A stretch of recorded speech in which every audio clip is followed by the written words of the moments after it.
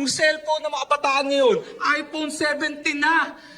Taon-taon nagpapalit. Pag nabasag yung LCD, sira. Yung Nokia 3310, pag nalaglag yan, yung phone, comedy, naghahati sa 3. Casing, keypad, saka battery. Hindi tayo natataranta, tawa naman. Tatadya ka kayo, habulin mo!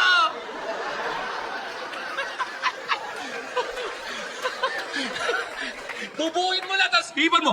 Okay na. Kaya na ang mamahal ngayon para ma-upgrade. Bili mo, nagpapalit ka ng buong phone. Tayo, payabangan lang natin dati. Pag umiilaw yung casing, oh, galing na to, umiilaw pa ako na ito. Tapos pag nag-text ka ngayon, ang lalaki ng phone, kita mo lahat isang text kahit mahaba. Walang chat. Walang suspense. Dati, Nokia 3310, pag may nag-text sa'yo mahaba, hinahati na sa 3. 1 out of 3, 2 out of 3, 3 out of 3. Minsan wala pa yung 2 out of 3. Asan na? Kahit na kahit yung nanay mo, putay na mo, gawuwi. Tapos wawala yung pangalan. Nasakit na. Tapos, exclamation point lang yung 3 out of 3. Umuwi ka, hindi mo alam, ano ba kasi nanan ko?